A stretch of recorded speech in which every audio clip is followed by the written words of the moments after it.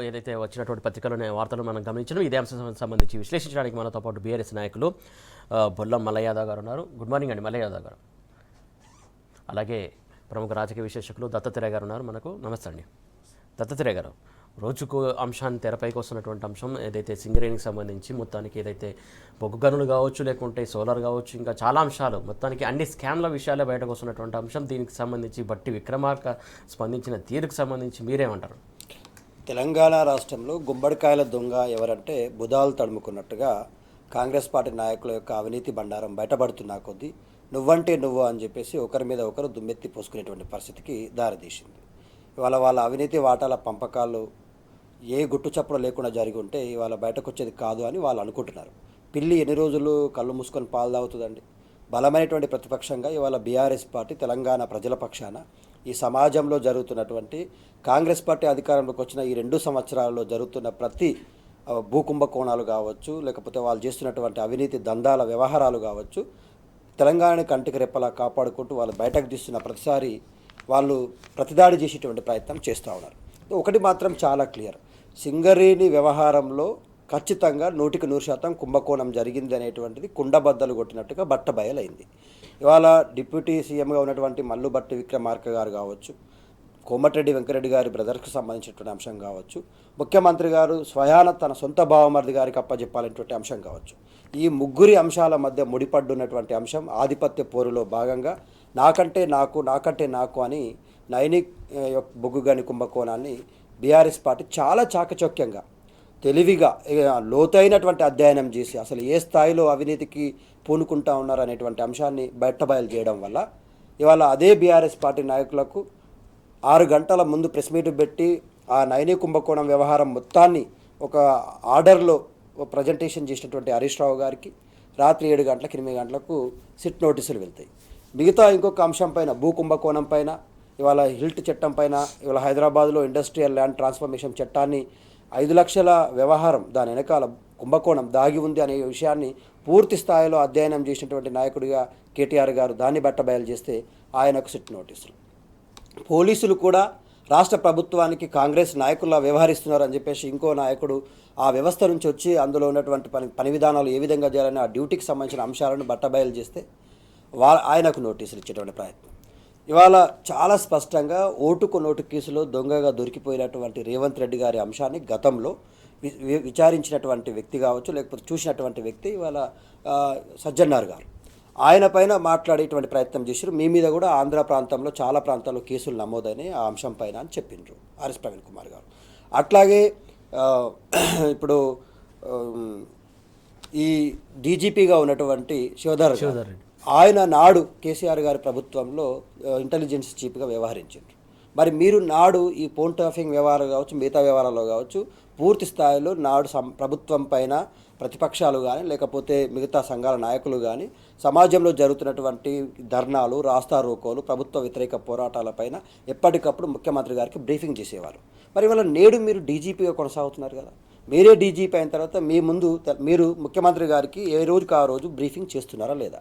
అంటే ఇవన్నీ కూడా కాంగ్రెస్ పార్టీ ఈ 2 సంవత్సరాల అవినీతిలో బంధుప్రీతి, ఆర్థికపరమైన అంశాలు, రాష్ట్రంలో జరుగుతున్నటువంటి పంపకాల అంశాలు, భూ కేటాయింపులు, ఇవన్నింటిలో జరుగుతున్న అవినీతిని ఎప్పటికప్పుడు తెలంగాణ సమాజం ముందుకు తీసుకొస్తున్నటువంటి బీఆర్ఎస్ పార్టీని టార్గెట్గా చేస్తూ ఇవాళ కేంద్రంలో ఉన్నటువంటి మంత్రి కిషన్ రెడ్డి గారు కూడా చాలా స్పష్టంగా ఈ అవినీతిలో తనకు వాటా ఉన్నట్టుగా అంగీకరించినట్టుగానే అనిపిస్తూ ఉంది. ఎందుకంటా ఉన్నామంటే ఇంత పెద్ద ఎత్తున ఈ అవినీతి పైన బీఆర్ఎస్ పార్టీ పోరాటం చేసి మొత్తం అంశాన్ని బట్టబయలు చేసి మనం గుర్తుపెట్టుకోండి, ఒక సింగరేణిలో చాలామందికి ఏంటంటే ఒక కోల్ టెండర్ అప్పజెప్పడం అనేటువంటి అంశాన్ని అనుకుంటున్నారు. ఒక్క కోల్ టెండర్ అప్పజెప్పడం కాదండి, ఆ నైని సింగరేణి బొగ్గు గని యొక్క టెండరింగ్ అప్పజెప్పడే అంశంలో సోలార్ ప్లాంట్లకు సంబంధించినటువంటి అవినీతి జరిగింది 500 పైచలకు.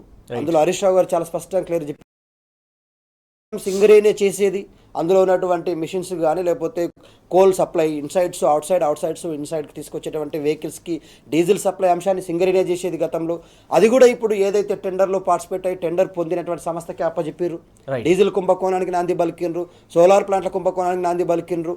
ఇవాళ సింగరేణి టెండర్ వ్యవహారం అప్పగింతకే పెద్ద ఎత్తున నాంది బలికిండ్రు. అంటే ఈ పెద్ద అంశంలో దాదాపుగా 1600 నైని కుంభకోణం టెండర్ యొక్క అవినీతి, ఒక 500 సోలార్ ప్లాంట్ల కుంభకోణం, డీజిల్కి సంబంధించినటువంటి 200 కోట్ల కుంభకోణం, ఈ పూర్తి అంశాన్ని బట్టబయలు చేసేసరికి వాళ్ళకి వాళ్ళ డైజెస్ట్ గాక బర్దాష్ గాక ఎట్లా పడితే అట్లా మాట్లాడే ప్రయత్నం చేస్తూ ఉన్నారు. వాళ్ళ మధ్య వాటాల పంపకాల్లో వచ్చినటువంటి లొల్లి ఇవాళ తెలంగాణ సమాజానికి ఆపాదించే ప్రయత్నం చేస్తూ ఉన్నారు. మలయాద గారు, ప్రధానంగా ఏదైతే నైని కుంభకోణం వెనుక బీజేపీ కావచ్చు, లేకుంటే కేంద్ర మంత్రి అయినటువంటి సహాయ మంత్రి అయినటువంటి కిషన్ రెడ్డి కావచ్చు, ఎందుకు మౌనం ఉంటున్నాడు? నైని కుంభకోణం వెనుక మౌనం ఎందుకు? దాంతోపాటుకి ఇక్కడ జరుగుతున్నటువంటి విషయాలకు సంబంధించి పోలీసు వ్యవస్థ కావచ్చు, మిగతా వ్యవస్థ కావచ్చు, ఇలా వ్యవహరించడం తీరు పట్ల మీరేమంటారు? రాష్ట్రంలో కావాల్సిన కేంద్రంలో అధికారంలో ఉన్న నాయకుల ఆ పార్టీ నాయకుల పనులు చక్కబెట్టే పనిలో రేవంత్ రెడ్డి గారు రాష్ట్రంలో ఉన్నారు. కేంద్రంలో కావాల్సిన పనులని ఈ రాష్ట్ర నాయకులకి, ఇక్కడ ఉన్న అధికార పార్టీ కాంగ్రెస్ నాయకులకి, రేవంత్ రెడ్డికి చేసి చక్కబెట్టే పనిలో బీజేపీ ప్రభుత్వం, బీజేపీ నాయకులు ఉన్నారు. వీళ్ళిద్దరు వేరు వేరు కాదు, తోడు దొంగలే. వీళ్ళకి లాభం జరుగుతుందని అంటే వాళ్ళకి ప్రతిరూపంగా ఇంకా వేరే ఏ లాభం జరుగుతుందనేది చూసుకొని ఒకళ్ళకొకళ్ళు లావాదేవీల పనిలో ఉన్నారు, సంపాదించుకున్న పనిలో ఉన్నారు. బీజేపీ అండ్ కాంగ్రెస్ వేరు వేరు కాదు, సిద్ధాంత పరంగా పార్టీ పరంగా వేరువేరైన వ్యక్తులుగా మాత్రం ఈరోజు బండి సంజయ్ గారు కానీ, రఘునందన్ రావు గారు కానీ, కిషన్ రెడ్డి గారు కానీ రేవంత్ రెడ్డి మీద ఈగా కూడా వార్నియట్లే. కాంగ్రెస్ ప్రభుత్వం మీద ఎవరైనా ప్రతిపక్ష నాయకులు కంటే ముందు ఫస్ట్ రియాక్ట్ అయ్యేది వీళ్ళే, బండి సంజయ్, కిషన్ రెడ్డి, అరవింద్. ఏం జరుగుతుంది రాష్ట్రంలో అంటే, అవకాశం ఉన్నంత వరకు కేంద్రంలో అధికారంలో ఉన్న బీజేపీ నాయకుల పనులను మేము చక్కబెట్టి చేసిస్తాం, మాకు కావాల్సిన పనులను కేంద్రంలో మీరు చేయండి అని చెప్పేసి ఇచ్చిపుచ్చుకునే ధోరణిలో కొనసాగుతుంది. మెస్సీ ఎవరి కోసం అండి? ఈడ తిండి తిప్పలు లేక, గురుకుల హాస్టళ్లలో పురుగుల అన్నం తిని, దుప్పట్లు లేక కప్పుకోవటానికి చిన్న చిన్న పావులు పురుగులు కలిసి చచ్చిపోతుంటే వాళ్ళకి ₹1 సాయం చేయడానికి ఆర్థికంగా లేదు అని చెప్పేసి తప్పించుకొని తిరుగుతున్న రేవంత్ రెడ్డి సిఎస్ఆర్ ఫండ్స్ 10 కోట్ల రూపాయలు 5 నిమిషాల ఆట కోసం మెస్సీని తీసుకొచ్చుకొని పెంచుకోవటానికి చేసిండు. వాస్తవమా కదా? పౌర సరఫరా శాఖలో ఏం జరిగింది? టెండర్ల గోల్మాళ్ళు, 1000 కోట్లు టెండర్లు. మామూలుగా ఏదైతే రైస్ స్టోరేజ్ రైస్ మిల్లర్ల దగ్గర ఉన్నదో, మా దగ్గర ఉన్న దానికి మేమే ఒక నిర్ణయించిన రేటు ప్రకారం చేస్తామని అంటే దానికి వాళ్ళ దగ్గర నుంచి డబ్బులు రావు కదా అని చెప్పేసి ఒక సిండికేట్ని తయారు చేసి, ఆ సిండికేట్ ద్వారా వాళ్ళు కోట్ చేసిన రేటు కంటే ₹200-300 తక్కువ కోట్ చేయించుకొని వాళ్ళ దగ్గర నుంచి పైసలు వసూలు చేసుకుని ఇంతవరకు ఆ టెండర్ ఫుల్ఫిల్ కాలేదు, వాళ్ళు కంప్లీట్ చేయలేదు. వీళ్ళకి రావాల్సిన డబ్బులు మామూలు ముట్ట చెప్పారు, కామున్నారు. ఎక్కడికక్కడ ఎవరు సమ్మక్క సారక్క అమ్మవారి పేరు మీద కూడా నిధులు మంజూరు చేసి ఆ టెండర్ల విషయంలో కూడా నువ్వు చేసుకుంటావా నేను చేసుకుంటున్నా, నాకు డబ్బులు వస్తాయా నీకు డబ్బులు వస్తాయా అని చెప్పేసి 2 మంత్రులు కొట్లాడుకున్న సంగతి మనం చూసినాం కదా. ఎక్కడ అవినీతికి అవకాశం ఉందా అని చెప్పేసి ఆలోచిస్తున్నారు తప్ప ఈ కేంద్రంలో ఉన్న కేబినెట్ మంత్రులు మరొకటి లేదు. ఇది ఎట్లుందంటే, పుట్టను తవ్వుతున్నా కొద్దీ చీమలు ఎట్లా బయటకు వస్తాయో, మనం తవ్వుతున్నా కొద్దీ అవినీతులు ఆ రకంగా బయటకు వస్తున్నాయి. అన్ని శాఖలలో కూడా ఆనకొండ మాదిరిగా పెరిగిపోతా ఉంది. గచ్చిబౌలి భూములు ఎవరి కోసం ఎవరికి తెలియకుండా గుట్టు చప్పుడు కాకుండా ప్రైవేట్ ఏజెన్సీని పెట్టి వాళ్ళకి డబ్బులు ఇచ్చి, ఒక ప్రభుత్వం ఎవరన్నా అధికారులను ఉపయోగించి లైసెన్స్ చేపిస్తారు కానీ వేరే ప్రైవేట్ ఏజెన్సీ నుంచి వాళ్ళకి కమిషన్ ఇచ్చి లోన్ శాంక్షన్ చేయించుకొని రాత్రి తీసుకునే ప్రయత్నం ఎందుకు చేసింది? ప్రతిపక్షాలు వెలుగు తీసేందు దాకా ఎందుకు బహిర్గతం చేయలేదు ఈ విషయం? ఈరోజు అధికారం ఏమరపాటున్నో పొరపాటున్నో ప్రజలు వేసారు, అధికారం వచ్చింది. ఈ అధికారం మూలాన ప్రజలకి మేము ఇచ్చిన హామీలు ఎట్లా నెరవేర్చాలా అనే ఒక ఆలోచన లేదు వాళ్ళకి. మా జేబులు ఎట్లా నింపుకోవాలన్నా, మేమెట్లా అవినీతి సొమ్మును పెంచుకోవాలా అనే ఒక ఆలోచనతోనే, మా ఆస్తులు పెంచుకోవాలా అనే ఒక ఆలోచనతోనే ఉన్నారు తప్ప ప్రజలకు మేలు చేద్దామనే ఆలోచన లేరు. అందిన కాడికి దోచుకోవడానికి ఈరోజు కాంగ్రెస్ సర్కారు, రేవంత్ రెడ్డి కేబినెట్ మంత్రులు ప్రయత్నం చేస్తూ ఉన్నారు. అన్ని శాఖలలో R&Bలో ఉంది, పంచాయతీరాజ్లో ఉంది, ఎక్సైజ్లోనైతే ఇక చెప్పొద్దు. ఒక గోండా మాదిరిగా అయిపోయిండు పోలీసుడు. ఓకే, గోండాలకి కాకి చొక్కాలు వేసినట్టున్నది అలా పోలీసు రాజ్యం. మళ్ళీ ఒక ఎమర్జెన్సీని కల్పిస్తుంది. తెలంగాణలో ప్రశాంతమైన వాతావరణాన్ని 10 సంవత్సరాలు చూసినాం. అప్పుడు ఎప్పుడు చూసినా కానీ ఎన్కౌంటర్ల పేరు మీద నక్సలైట్లను కాల్చి తప్పి రక్తం టేర్లు పారించిన ఈ తెలంగాణ వచ్చిన తర్వాత ఈ స్వైర విహారాలు బంద్ అయిపోయినాయి, ఈ వర్గ విభేదాలు తక్కువైపోయినాయి, ఈ మానవ హోమాలు తక్కువైనాయి, మళ్ళీ ఇప్పుడు మొదలైనాయి. రైట్ అండి, ఆ అంశాల గురించి మాట్లాడదాం. మాట్లాడే ముందు రైట్ ఆ అంశాల గురించి మాట్లాడదాం. ఇంకా దత్తాత్రేయ గారు, ప్రధానంగా 9E టెండర్ అంశం సంబంధించి రద్దయిందంటే మొత్తానికి అది కుంభకోణం జరిగినట్ట కాదా అని మాజీ మంత్రి హరీష్ రావు సూటిగా ప్రశ్నిస్తున్నటువంటి అంశంతో దీనికి సంబంధించి మంత్రుల నుంచి కావచ్చు, ప్రభుత్వం నుంచి కావచ్చు, సింగరేణి నుంచి కావచ్చు సమాధానం ఎందుకు రత్తలేదు? తెలంగాణ రాష్ట్రంలో ఇంత పెద్ద ఎత్తున ఒక సింగరేణి సంస్థకు సంబంధించినటువంటి కుంభకోణాన్ని బయటపెట్టేటువంటి ప్రయత్నం చేసి బీఆర్ఎస్ పార్టీ సక్సెస్ అయ్యి పూర్తి స్థాయిలో ఆ టెండర్లకు సంబంధించిన అంశాలన్నింటినీ ఆధారాలతో సహా బయటపెట్టిన తర్వాత కేంద్ర మంత్రిగా ఉన్నటువంటి కిషన్ రెడ్డి గారు గుమ్మడికాయల దొంగ అంటే భుజాలు దడుముకున్నట్టుగా ఒక అంశం అయితే, దొంగలు పడ్డ 6 నెలలకు కుక్కలు మురిగినట్టుగా ఆయనకు సంబంధం లేనట్టుగా వివరించే ప్రయత్నం చేసిండు. ఎందుకంటే ఎక్కడ నా అవినీతి రేవంత్ రెడ్డి గారితో ఉన్న చీకటి ఒప్పందాలు బయటపడిపోతాయో అనేటువంటి ఉద్దేశంతో మాట్లాడే ప్రయత్నమే చేయలేదు బీజేపీ నాయకులు. అయితే చాలా క్లియర్గా టెండర్ల రద్దు జరిగింది అంటే అవినీతి జరిగినట్టుగా అంగీకరించినట్టే కదా.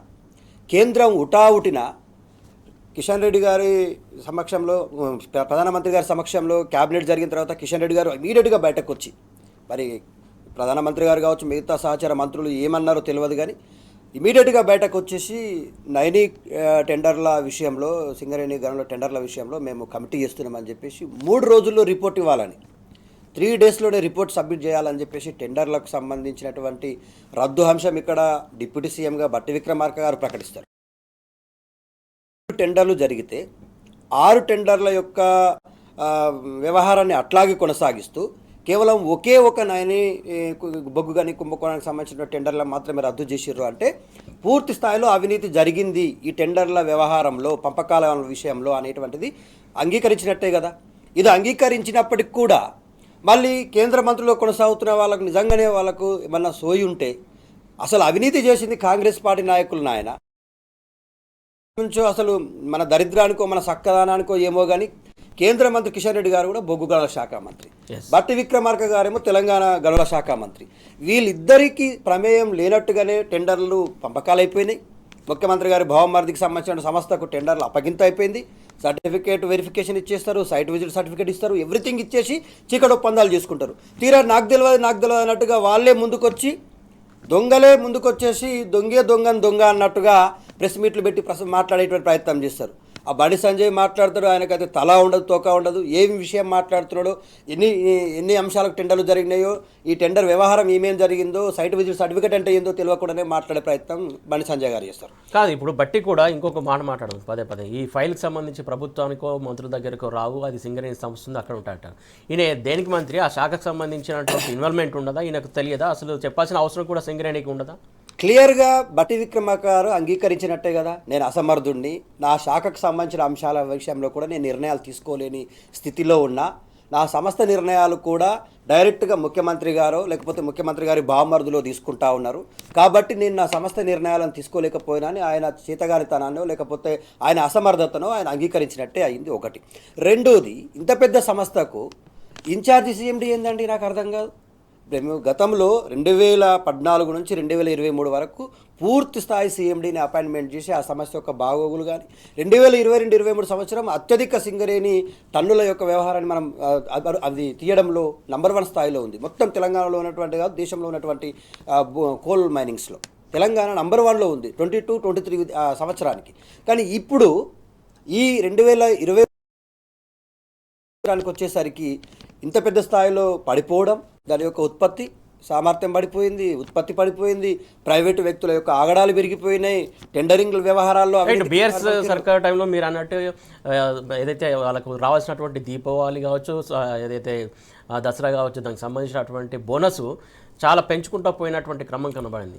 ఈ సర్కార్ వచ్చిన తర్వాత దాదాపు ఎంత మైనస్లోకి వెళ్ళిందో మనం చూసాం. కేసీఆర్ గారు చాలా స్పష్టంగా సింగరేణి అంటే కార్మికులు అంటేనే సింగరేణి, వాళ్ళ కష్టార్జితం అది, వాళ్ళు లేకుండా ఆ సంస్థ నడవడం అసలు సాధ్యం కాదు, వాళ్ళ యొక్క బాగోగులే మాకు ఇంపార్టెంట్ అని చెప్పేసి వాళ్ళకు బోనస్లు ఇవ్వడం దేశంలో ఎక్కడా లేదండి. మీకు ఇంకో విషయం తెలవాల్సిన అవసరం ఉంది.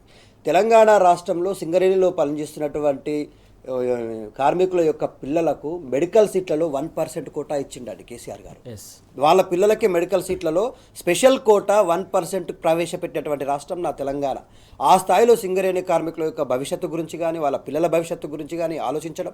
40,000 మంది రెగ్యులర్ ఉద్యోగులు, ఒక 30,000 పైచలకు అవుట్సోర్సింగ్ ఉద్యోగులు సింగరేణి సంస్థలో పనిచేస్తున్నారు.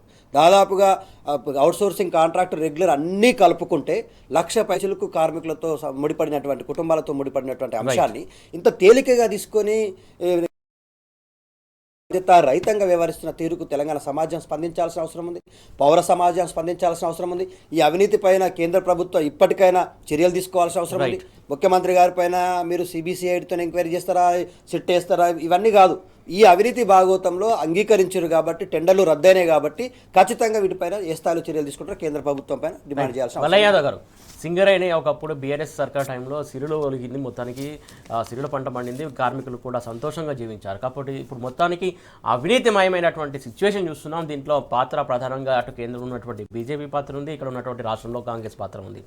ఈ ఓవరాల్ పాత్ర చూస్తూ ఉంటే మీకు ఏమనిపిస్తుంది? దీని మీద ఎలాంటి చర్యలు తీసుకుంటే బాగుంటుంది అనిపిస్తుంది మీకు?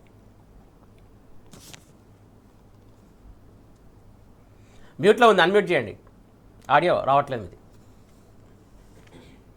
టెండర్లు రద్దయినాయి అంటేనే దీంట్లో లోపాలు ఉన్నాయి, అవినీతి జరిగింది అనేది ఒక నిర్ధారణకు వచ్చినట్టు. ఈరోజు కేంద్రం ఆధీనంలో ఉన్న బీజేపీ అధికారంలో ఉన్న కిషన్ రెడ్డి గారు ఆ మంత్రిత్వ శాఖకి ప్రాతినిధ్యం వహిస్తూ ఉన్నారు, ఇక్కడ భట్టి గారు ప్రాతినిధ్యం వహిస్తూ ఉన్నారు. వీళ్ళిద్దరు మరి దీన్ని మామూలుగా నల్ల బంగారంగా చెప్పుకొని ఎంతో వేల మంది కార్మికులు ఆధారపడ్డ ఆ సంస్థని రక్షించుకోవడంతో పాటు, అభివృద్ధి చేయడంతో పాటు, లాభాల బాటలో నడిపించి కార్మికులకు మెరుగైన జీవితాలనిచ్చి మనం బాగు చేసుకుందామనే ఆలోచన ఈ ప్రభుత్వాలు ఇరువురికి లేదు. ఇందులో వచ్చిన దాన్ని మనం ఎట్లా చూసుకోవాలి టెండర్ల పేరు మీద అనే ఒక ఆలోచన జరుగుతుంది. కాబట్టి ఈ లోపాలను గ్రహించిన మేము ఉన్న వాటిని అన్నిటి కూడా బహిర్గతం చేయడంతో ఇలా రద్దు చేసే కాడికి వచ్చింది. తిలా పాపం తలా పిరికడు అన్నట్టు పాపపు సొమ్మని పంచుకోవడానికి ఆరాటపడుతున్నది అటు బీజేపీ ఇటు కాంగ్రెస్. కానీ ప్రజలకు ఇచ్చిన హామీలు మాత్రం మర్చిపోయారు. ఆయన దండం పడతాయని చెప్పేసి అకౌంట్లలో పడతాయన్న మాట, 15,000 పడతాయన్న మాట మోడీ గారు మర్చిపోయారు. వీళ్ళు అధికారంలో రావడానికి 10,000 కాదు 15,000 ఇస్తాం, రైతు బంధు 2 పంటలు కాదు 3 పంటలకు ఇస్తాం, కౌలుకు అన్నం 2,500 మైళ్ళకి, ఇవన్నీ మాయమాటలు చెప్పి అధికారంలోకి వచ్చిన వాళ్ళు అవన్నీ మర్చిపోయి ఈరోజు జేబులు ఎట్లా నింపుకోవాలి, అవినీతికి అవకాశాలు ఎక్కడ ఉన్నాయి, అవినీతికి అవకాశాలు ఉన్న వాటిని ఎట్లా మనం రిమూవ్ చేసుకోవాలని చెప్పేసి బ్యాక్వర్డ్ సిస్టంలో టెండర్లను కట్టుబెట్టి పనిచేస్తూ ఉన్నారు. లగచర్లది ఏంటంటే ఇష్యూ, ఎంతసేపు రేవంత్ రెడ్డి వాళ్ళ చుట్టాలని, పక్కాలని, బామర్దుని, అల్లుళ్ళని బాగు చేసుకో. లగచర్ల ఇష్యూ ఏంది? గిరిజన వాళ్ళని ఎంతమందిని ఇబ్బంది పెట్టారు వాళ్ళ సొంత అవసరాల కోసం. ఇతరాతర విషయాలలో పొంగులేటి శ్రీనివాసరెడ్డి ఆయన కొడుకు పేరు మీద మామూలుగా ఉన్న అగ్రిమెంట్లే బెదిరింపున్నాయని చెప్పేసి ఎన్ని బహిర్గతమవుతున్నాయి, ఎంత కుంభకోణం బయటకు వస్తుంది. ఇవాళ దోచుకోవటానికి ఏ రకమైన మార్గాలు ఉన్నాయని అన్వేషిస్తున్నారు తప్ప మనం ప్రజలకు ఇచ్చిన హామీల్ని నెరవేరటానికి అవకాశాలు ఏమేమి ఉన్నాయి, ఏమేమి నెరవేరుద్దామని ఆలోచన. యూరియాలో కూడా ఆఖరికి రైతులకు ఇచ్చే యూరియాను కూడా బ్లాక్ మార్కెట్కి తరలించి సొమ్ము చేసుకుంటున్నారు. రైతులకు రావాల్సిన యూరియాని పక్కదో పట్టించేసి కాంగ్రెస్ నాయకులు జేబులు నింపుకుంటున్నారు బ్లాక్ మార్కెట్లో. ఆరుగాలం కష్టపడ్డ రైతు, పంట పండితేనే ఈ దేశానికి అన్నం పెట్టే రైతు, అందరూ ప్రజల కోసం పనిచేస్తున్న ఆ రైతుకి సకాలంలో అందించిన యూరియాను కూడా వాళ్ళ నోటికోడికి వచ్చింది గుంజుకొని జేబులు దండుకుంటున్నారు. ముమ్మటికి ఇది ఈ వ్యవస్థను మొత్తం ఆగమాగం చేస్తున్నారు. ఇప్పుడు ఏదైతే దీనికి సంబంధించి, ఏదైతే సింగరేణి అంశం సంబంధించి దీనికి అయిన విచారణకు సంబంధించి 3 రోజుల తేల్చండి అని చెప్పారు. ఆ 3 రోజుల సాధ్యమవుతుందా? అక్కడ జరిగింది అవినీతి కావచ్చు, లేకుంటే అక్రమాలు కావచ్చు, ఇంకేమైనా కావచ్చు, 3 రోజుల్లో తెలిసిపోతుందా? అంత నిబద్ధతగా కమిటీ ఖచ్చితంగా ఎంక్వైరీ చేయగలుగుతుందా? అసలు చేయాలనుకుంటే పెద్ద విషయం ఏముందండి? ఒకవేళ నిజంగా వాళ్ళకి చిత్తశుద్ధి ఉండి దేని మీద ఉన్న విషయాలన్నీ లోపభూయిష్టమైన నియమ నిబంధనలతో టెండర్లు ఏవైతే చేసిరో వాటన్నిటిని వెలికి తీయాలనుకుంటే అది పెద్ద విషయమేం కాదు. ఒకవేళ ఆ పేరు మీద టెండర్లను ముందుకు తీసుకుపోవాలనుకుంటే వాళ్ళు ఒక కమిటీ వేసి ఇలా ఏం లేదని చెప్పేసి చేతులు దొరుకుకొని ముందుకు తీసుకుపోయే ప్రయత్నం చేయడానికి కూడా ఒక కమిటీ వేస్తారు, ఏదో తూతూ మంత్రంగా, మొక్కుబడిగా. కాబట్టి ఇది చిత్తశుద్ధితో చేయాల్సిన పని. మీకు ఇందులో పెద్దగా ఏమున్నది, మేధావులైన అధికారులు ఉంటారు, అంత అనుభవం ఉన్న అధికారులు ఉంటారు. చేయాలనుకుంటే ఇప్పుడు టెండర్ షెడ్యూల్ కానీ దీన్ని ఏ రకంగా చేసేది అనేది ఫ్రేమ్ చేయడానికి 3 రోజులు గుడ్ ఎనఫ్. కానీ వాళ్ళని ఇంకా ముందుకు తీసుకుపోవాలనే ఆలోచన ఉంటే దీనికి క్లీన్ చిట్ ఇవ్వాలనుకుంటే కమిటీ చేసినాం, దీంట్లో ఏం లేదని చెప్పేసి అని అనొచ్చు. నిజంగా ఉంటే రద్దు చేయొచ్చు. కాబట్టి అది పెద్ద విషయమేం కాదు, టైం లిమిట్ ఏం పెద్ద విషయం కాదు. అంటే ముఖ్యంగా ఇచ్చినటువంటి టైం కావచ్చు, దాని టైం విషయం కాకపోవచ్చు, కాకపోతే అందులో ఏదైనా ఇంకో కోణం ఉంది అనేది కొన్ని అనుమానాలు వస్తున్నాయని చెప్పేసి కొంతమంది అనుమానం నూటికి 100% జేబులు నింపుకోవటానికి, అవినీతికి ఆస్కారం ఉండే విధంగానే రాత్రికి రాత్రి నిబంధనలకు వ్యతిరేకంగా విరుద్ధంగా తయారు చేసిన ఈ టెండర్లలో గోల్మాల్ ఉందనేది మొదటి నుంచి బీఆర్ఎస్ పార్టీ చెప్తుంది, హరీష్ రావు గారు అనేక సందర్భాల్లో చెప్పారు. కాబట్టి సీనియర్ నాయకులు బొల్లం మల్లయ్య యాదవ్ గారు చెప్పినట్టుగా from the beginning of the Revanth Reddy సర్కార్ 2023-24 ఆర్థిక సంవత్సరం నుంచి మొదలుకుంటే నేటి వరకు ఏ నిర్ణయం తీసుకున్నా కూడా అవినీతి కేంద్రంగా నిర్ణయాలే ఉన్నాయి. ఒక్కసారి చూడండి, హైడ్రా విషయంలో పేదల భూములు లాక్కొని పెద్దలకు అప్పచెప్తామని చెప్పడం, అందులో భూ కుంభకోణమే దాగి ఉంది. ఇండస్ట్రియల్ ల్యాండ్ ట్రాన్స్ఫర్మేషన్ యాక్ట్ విషయంలో భూమి కుంభకోణమే దాగి ఉంది, భూమి కేంద్రంగానే జరుగుతూ ఉంది. లఘుచర్ల విషయంలో భూ కుంభకోణమే దాగి ఉంది, అల్లుడికి అప్పచెప్పాలనే విషయంలో. నేడు సింగరేణి విషయంలో ఆర్థిక లావాదేవీల అంశం దాగి ఉంది, ఫేవరిజం ఉంది, బంధుప్రీతి ఉంది, వాళ్ళ సొంత కుటుంబ సభ్యులకు బంధువులకు టెండర్లు అప్పచెప్పాలా. నాడు అమృత్ నిధుల విషయంలో కేంద్రం నుంచి వచ్చే నిధులు కూడా ఇదే సృజన్ రెడ్డి గారికి అప్పచెప్పిండు, సొంత బావమరిదికి అప్పచెప్పే ప్రయత్నం చేస్తున్నాడు. అంటే ఎటు చూసినా కూడా, ఎటు తిరిగి చూసినా ఏ పెద్ద ఆర్థిక సమస్యకు సంబంధించిన అంశం ఉన్నా కూడా అది తన వాళ్లకు చెందాలా, తనకే దక్కాలనేటువంటి ఉద్దేశంతో రేవంత్ రెడ్డి గారు beginning of his government, his tenure start చేసిండు. అవినీతికి దారులు తెరుచుకున్నాడు, భారున దారులు తెరుచుకొని అవినీతి కేంద్రంగా నడిపిస్తున్నాడు. మోరోవర్, మంత్రుల మధ్య సమన్వయం లేదు, మంత్రుల మధ్య పొరపొచ్చలు ఉన్నాయి, అవినీతి భాగవతం బయటపడదనడానికి మనకు మచ్చుకు కొండా సురేఖ గారి కూతురు స్వయంగా రేవంత్ రెడ్డి గారి ప్రధాన అనుచరుడు అయినటువంటి రోహిన్ రెడ్డి గారు ఒక సిమెంట్ ఫ్యాక్టరీ యజమాని తలపైన పాయింట్ బ్లాక్లో గన్నుబెట్టి నువ్వు ఇస్తావా సస్తావా అని బెదిరించే స్థాయికి దిగజారిందంటే ప్రభుత్వమే దగ్గరుండి సెటిల్మెంట్లు చేసుకుంటా వాళ్ళకి రావాల్సిన వాటాలని బలవంతంగా గుంజుకుంటారు. అంటే ఒక అల్లంపూర్ ఎమ్మెల్యే, మాజీ ఎమ్మెల్యే 7 కోట్ల రూపాయలు డిమాండ్ చేసినట్టుగా మనం చూసినాం. అది కూడా పెద్దగా వాళ్ళ కంప్లైంట్ ఇచ్చారు వాళ్ళు కూడా. సో ఇవాళ మంత్రులు అయితే కొట్టుకొచ్చేస్తున్నారు. మొన్న కొండా సురేఖ గారు అలాగే పొంగులేటి శ్రీనివాసరెడ్డి గారు సమ్మక్క సారక్క టెండర్ల విషయంలో ఏ స్థాయిలో ఈవెన్ శాఖకే మార్చి, దేవాదాయ శాఖ నుంచి డైరెక్ట్గా రెవెన్యూ శాఖకు ట్రాన్స్ఫర్ చేసి నిధులు మళ్లించే ప్రయత్నం చేశారు. సో తెలంగాణ రాష్ట్రంలో రేవంత్ రెడ్డి గారి ప్రభుత్వం వచ్చిన మొదటి నుంచి ఆర్థిక అంశాలు, వాటాలు, అవినీతి భాగోతాలు తప్ప, భూకుంభకోణాలు తప్ప ఇంకేమీ లేదండి. తెలంగాణ సమాజాన్ని దాచుకోవడం జరుగుతా ఉంది. మల్లయ్య గారు, ముఖ్యంగా చూసుకున్నట్లయితే మొత్తానికి హిట్ పాలసీ కావచ్చు, లేకుంటే ఇంకో అంశం కావచ్చు, ప్రతి భూమి విషయం కావచ్చు, మొత్తానికి అవినీతి మరకలే అంటున్నటువంటి సిచ్యువేషన్ మనం చూస్తున్నాం. ముఖ్యంగా ఎటు చూసినా కూడా ఓవరాల్గా చూస్తూ ఉంటే మొత్తం ఈ తతంగం అంతా అటు ముఖ్యమంత్రి బామ్మర్దికి సంబంధించినటువంటి చక్రం తిరుగుతున్నటువంటి అంశం. ఎందుకంత ప్రీతి ఏందనుకోవాలి మనం? ఈరోజు అవినీతే లక్ష్యంగా ప్రభుత్వాన్ని నడుపుతున్నారండి. అధికారం ఉంది కాబట్టి ఈ ప్రభుత్వంలో ఏవేవి అవకాశాలు ఉన్నాయి అవినీతి చేయడానికి, డబ్బు సంపాదించుకోవడానికి అనే ఒక లక్ష్యంగా వాళ్ళకు సంబంధించిన బంధువుల్ని, సంబంధికుల్ని పెట్టుకొని దాంట్లో ఉన్న ఏవేవి వెతికి పట్టుకుంటున్నారు భూతద్దం పెట్టి, అవినీతికి ఆస్కారం ఉన్న అవకాశాలున్న పనులు ఏమున్నాయని చెప్పేసి బ్యాక్ డోర్ సిస్టంలో. ఆఖరికి ఏందండి, సర్పంచులు కానీ కాంట్రాక్టర్లు కానీ ఈ రాష్ట్రంలో జరుగుతున్న అభివృద్ధి పనులకి పనులు చేసే వాళ్ళ దగ్గర, కాంట్రాక్టర్ల దగ్గర 20% ఇస్తే కానీ మేము బిల్లులు ఇవ్వమంటే వాళ్ళు పోయి సెక్రటరీతో ధర్నా చేసే దుస్థితి ఎప్పుడన్నా దేశంలో చూసినామండి? ఇవాళ ఈ కాంగ్రెస్ ప్రభుత్వంలో చూస్తున్నాం.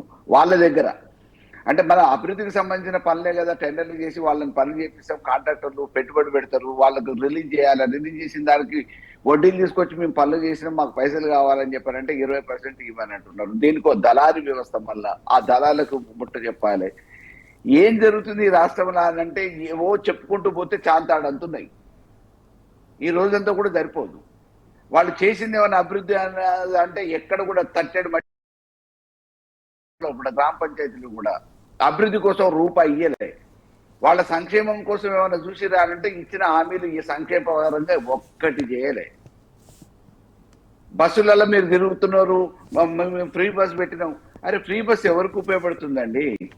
ఉద్యోగస్తులకు ఉపయోగపడుతుంది, రోజు పోవాల్సిన రవాణా చేయాల్సిన వాళ్ళకు ఉపయోగపడుతుంది. కానీ కూలినాలు చేసుకున్న వాళ్ళకి రోజు పోయి బస్సులలో ఏమెక్కుతారు? చిన్నపాటి కూరగాయల వ్యాపారం చేసుకున్న వాళ్ళకి బస్సులతోనే అలాగే తీసుకొని ఏడెక్కగలుగుతారు, ఏడెక్కనిస్తారు వాళ్ళు. కాబట్టి ఏదో మొక్కుబడిగా ఒక ఫ్రీ బస్సు, అది కూడా ఇంత ముందున్న బస్సులకి ఇవాళ అసలు ఎన్ని తిరుగుతున్నాయి? ఫ్రీ బస్సు అని మొత్తుకుంటున్నారు. ఎన్ని బస్సులు తిరుగుతున్నాయి అసలు? అందుబాటులో ఎక్కడున్నాయి? ఆ వచ్చిన వాళ్ళకి సౌకర్యాలు ఏడున్నాయి? బస్సులలో కనీసం వాళ్ళు సౌకర్యాలను ఏర్పాటు చేస్తున్నారంటే ఏది లేదు, కొట్టుకొని చేస్తున్నారు ఒకళ్ళొకళ్ళు. కాబట్టి వాళ్ళు మొక్కుబడిగా అధికారం ఎందుకో ఆ గాలికి వచ్చింది, గాలివాటంగా ముఖ్యమంత్రి అనుకుంటాను జీవితంలో కూడా అనుకోని రేవంత్ రెడ్డి ఇలా ముఖ్యమంత్రి సీట్లో కూర్చున్నాడు అనూహ్యంగా ఇందిరమ్మ పేరు మీదనో ఆస్తా కాంగ్రెస్ పేరు మీదనో.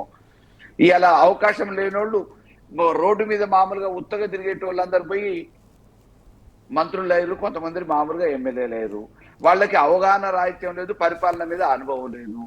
ఏదో మామూలుగా ఇప్పుడు ఉన్న అవకాశం వచ్చింది, అవకాశం వచ్చినంత వరకు ఎందుకు అందిన కాడికి ఎట్లా దాచుకోవాలనే ఆలోచనగా ఉంది ప్రభుత్వం. రైట్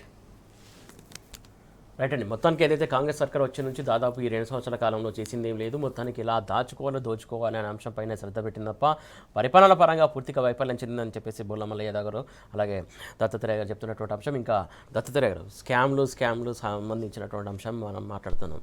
ఓ పక్క ఇటు జరుగుతూ ఉంటే ఇంకో పక్క అభివృద్ధి అంశం సంబంధించి చూస్తూ ఉంటే ఇక్కడ కూడా అభివృద్ధి లేని పరిస్థితి. అటు రైతుల ఇష్యూలు కావచ్చు, వేరే విషయం కావచ్చు, సాగునీటి విషయం కావచ్చు, ఇవన్నీ చూస్తూ ఉంటే సమస్యలు మాత్రం తాండవిస్తున్నాయి తెలంగాణ.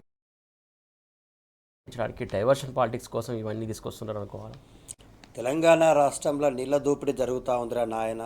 నీళ్ల దోపిడీ విషయంలో క్లారిటీగా మాట్లాడు, అక్కడ ఉన్నటువంటి సుప్రీంకోర్టుతో కొట్లాడు, కేంద్ర జలశక్తి శాఖతో మాట్లాడు అంటే నాది సాధ్యం కాదు. నేను చంద్రబాబు నాయుడికి సరెండర్ అయిపోయినా, తెలంగాణ నీళ్ల దోపిడీకి బార్లు తెరిచినట్టుగా గేట్లు తెరిచేసిన అని చెప్పేసి కాంగ్రెస్ ప్రభుత్వం తెలంగాణ నీటి దోపిడీకి యథేచ్ఛగా ఆంధ్రాకు అప్పచెప్పే ప్రయత్నం చేస్తూ ఉంది. ఇవాళ తెలంగాణ రాష్ట్రంలో ఏం జరుగుతూ ఉందంటే తెలంగాణ అస్తిత్వం మీద, తెలంగాణ ఆత్మగౌరవం పైన ఆంధ్ర నాయకుల పెత్తనమే కొనసాగుతున్నట్టుగా చాలా స్పష్టంగా రేవంత్ రెడ్డి రూపంలో ఇవాళ తెలంగాణలో ఒక ఆంధ్ర నాయకుల ఆధిపత్యం కొనసాగుతుంది. సో దీనిపైన మనం మాట్లాడుకోవాల్సిన అవసరం ఏంటంటే తెలంగాణ ప్రజల బాగు కోసం కేసీఆర్ గారు కలలు కానీ భవిష్యత్తు తెలంగాణ 60 సంవత్సరాల దరిద్రాన్ని దూరం చేస్తూ తెలంగాణని ఒక సుభిక్షమైనటువంటి తెలంగాణగా అన్ని రంగాలలో నంబర్ 1 తెలంగాణ, సాగు రంగంలో కావచ్చు, తాగునీటి రంగంలో కావచ్చు, వ్యవసాయ రంగంలో కావచ్చు, విద్యుత్ రంగంలో కావచ్చు తెలంగాణను నంబర్ 1 స్టేట్గా తీర్చిదిద్దిండ్రు. ఇవాళ ఆయన ఏమంటున్నారంటే ప్రజల కోసం ప్రవేశపెట్టినటువంటి సంక్షేమ పథకాలు. కేసీఆర్ గారు ఒక గొప్ప ఆర్థికవేత్త అండి. నాతో ఒక యూనివర్సిటీకి సంబంధించినటువంటి ఒక ప్రొఫెసర్ ఏమన్నారంటే కేసీఆర్ లాంటి ఆర్థిక నిపుణుడిని నేను ఎప్పుడు చూడలేదండి. తెలంగాణ ప్రజల డబ్బుని తిరిగి తెలంగాణ ప్రజలకే తీసుకెళ్ళి సంక్షేమ పథకాల రూపంలో, అభివృద్ధి పథకాల రూపంలో పంపుతున్నటువంటి గొప్ప ఆర్థికవేత్త అండి. ప్రజల సొమ్ము ప్రజలకే చెందాలని ప్రజలకే తిరిగిస్తూ ఉన్నాడు. మీరు అనుకుంటా ఉన్నారు కళ్యాణ లక్ష్మి అనేటువంటిది ఒక పేదింటి కుటుంబానికి అతిపెద్ద భారం, పెళ్ళి అనేటువంటిది. అంత పెద్ద కుటుంబానికి ₹1,00,000 సాయం చేయడం దేశంలో ఏ రాష్ట్రం కూడా ఇట్లాంటి ఆలోచన చేయలేదు. రైతులకు పెట్టుబడి సాయం చేయడం అనేటువంటిది కూడా రైతు కళ్ళల్లో పంట పొలం రెడీ చేసుకొని విత్తనాలు వేసే సమయానికి చేతిలో చిల్లి గవ్వ లేకపోతే ఎవరైతే వడ్డీ వ్యాపారులు ఉంటారో వాళ్ళ వైపు చూస్తుంటారు. అట్లాంటి రైతు చేతుల్లోకి తక్షణం పెట్టుబడి సాయం కింద డబ్బులు ఇచ్చి రైతు బంధున అందించినటువంటి నాయకుడు. ఒకవేళ రైతు పుసుక్కన ఏదైనా కరెంటు షాక్ తోటో లేకపోతే పాము కారుతోనో చనిపోతే ఆ కుటుంబం వీధిన పడకూడదని చెప్పేసి ఆ కుటుంబానికి రైతు బీమాను అందించి ఆ కుటుంబాన్ని ఆదుకున్న నాయకుడు. విద్యార్థుల భవిష్యత్తు, విద్యార్థులే తెలంగాణ రాష్ట్రానికి అతిపెద్ద పెట్టుబడి అని చెప్పేసి విద్యార్థులపైన ఒక్కొక్క విద్యార్థి పైన ₹1,20,000 ఖర్చు పెట్టి గురుకుల విద్యా వ్యవస్థ, దేశవ్యాప్తంగా గురుకుల వ్యవస్థ స్కూల్ ఎడ్యుకేషన్ వరకే ఉంటే కేవలం తెలంగాణ రాష్ట్రంలో మాత్రమే కాలేజీలకు, డిగ్రీ కాలేజీలకు, లా కాలేజీకి ఇట్లా ప్రత్యేకమైనటువంటి విద్యా విధానాన్ని తీసుకొచ్చి వీళ్ళ తెలంగాణ ఇంత సుభిక్షం చేశాడు.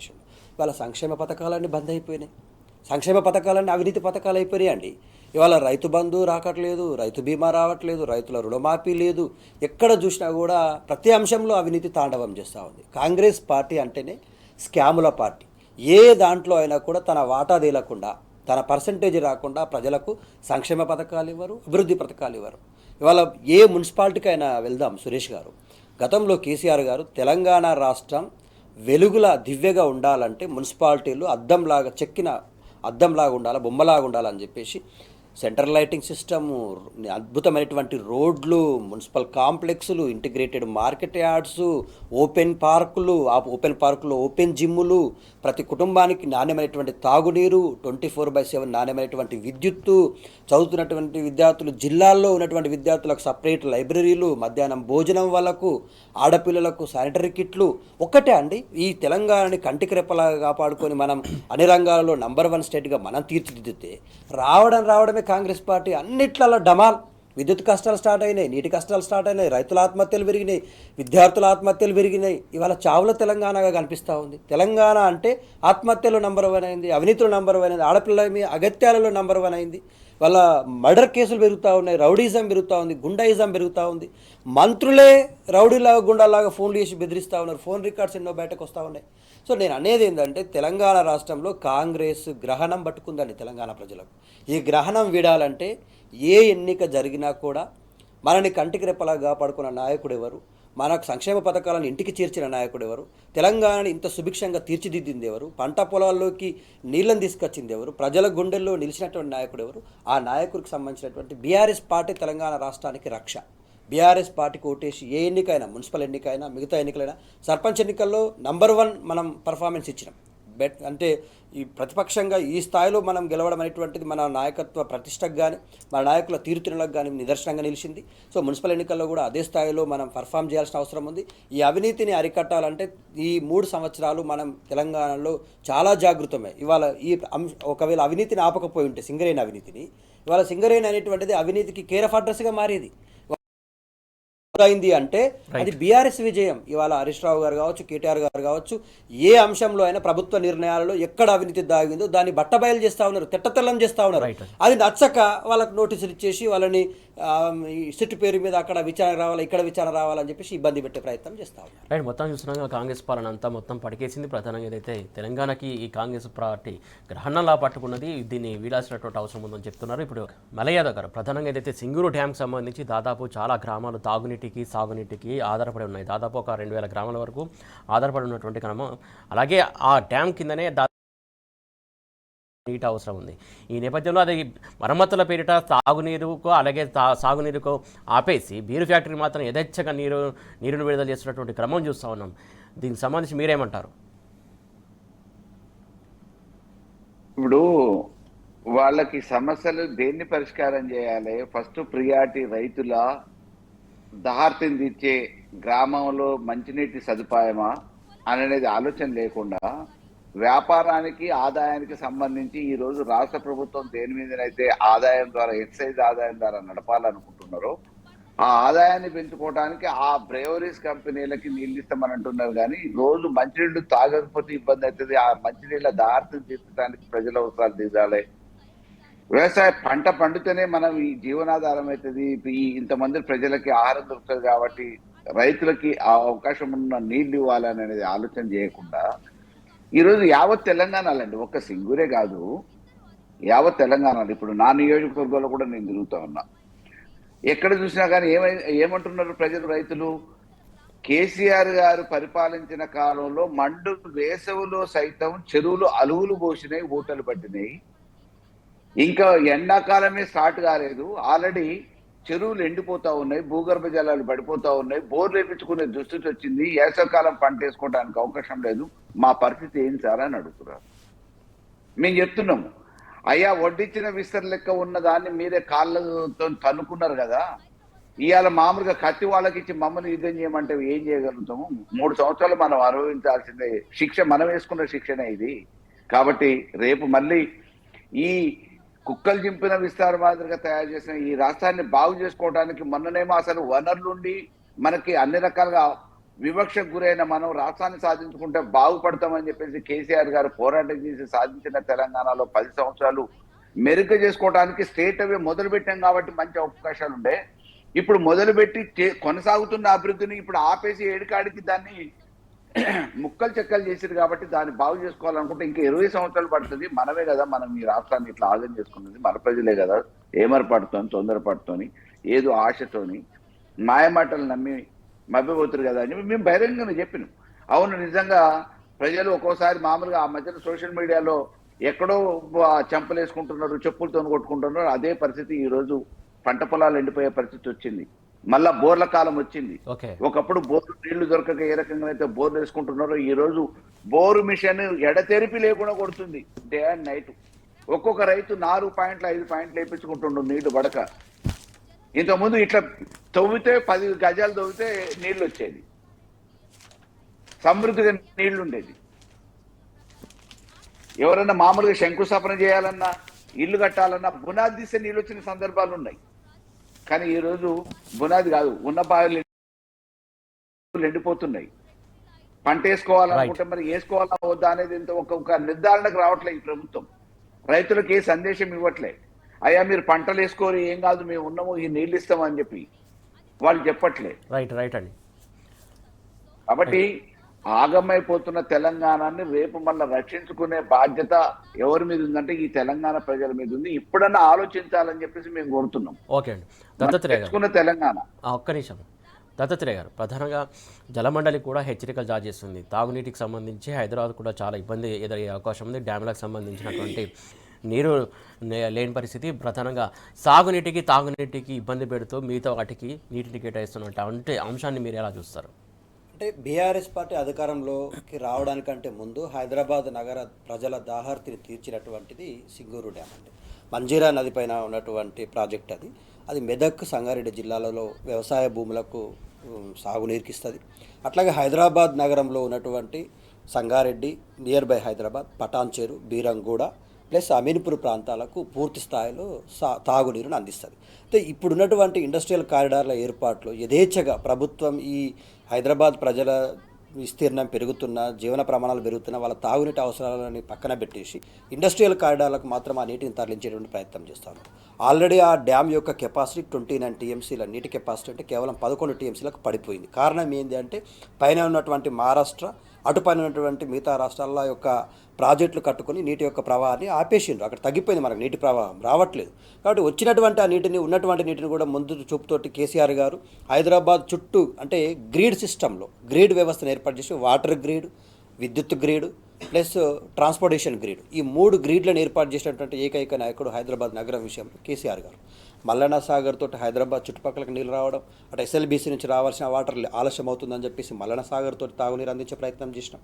హైదరాబాద్ నగరం మొత్తానికి కృష్ణానది జలాలను వాడుకునేటువంటి ప్రయత్నం చేసినాం. మహబూబ్ నగర్ నుంచి, పాల్వంచల్ అటు నుంచి వచ్చేసినటువంటి ప్లస్ ఇక్కడ నుంచి సింగూరు నుంచి హైదరాబాద్ నగరానికి వస్తున్నటువంటి పటాన్చేరు, బీరంగూడ, అమీన్పూర్ ప్రాంతాలకు తాగునీరు అందించే ప్రయత్నాలు చేసినాం. సో ఈ ప్రాజెక్టుని ఎట్టి పరిస్థితుల్లో పడవబడ్డ ప్రాజెక్టుగా మార్చేయాలా, మొత్తం ఆ ప్రాజెక్టుని పనికిరాని ప్రాజెక్టుగా చేయాలనేటువంటి ఉద్దేశంతో కాంగ్రెస్ నాయకులు ఇవాళ ఇండస్ట్రియల్ కారిడార్లకు నీటిని మరలిస్తున్నారు.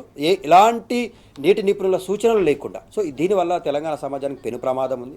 కాబట్టి ముఖ్యంగా హైదరాబాద్ నగరంలో ఉన్నటువంటి ఉత్తర తెలంగాణకు పెను ప్రమాదం దాగి ఉంది. కాబట్టి ఉత్తర హైదరాబాద్కి సో అది దానిపైన ఖచ్చితమైన నీటి నిపుణులు ప్రశ్నించాల్సిన అవసరం ఉంది, మాట్లాడాల్సిన అవసరం ఉంది, అడ్డుకోవాల్సిన అవసరం. రైట్, థ్యాంక్ యూ అండి దత్తాత్రేయ గారు, థ్యాంక్ యూ సో మచ్. అలాగే మళ్ళీ యాదవ్ గారు, థ్యాంక్ యూ సో మచ్. మొత్తాన్ని చూస్తున్నాం కదా, రానున్న రోజుల్లో నీటి కట్టకట్ట ఎక్కువగా ఉండే అవకాశం ఉన్న నేపథ్యంలో ముందస్తుగా జాగ్రత్తలు తీసుకోవాలి. కాంగ్రెస్ సర్కార్ ఈ విషయంలో ఖచ్చితంగా గమనించాలి. డ్యామ్ల విషయంలో కూడా చొరవ తీసుకోవాలని చెప్పేసి మీరు కోరుతున్నటువంటి అంశం ఇది. వాటి వార్తలు వాస్తవాలు. Keep watching tea news.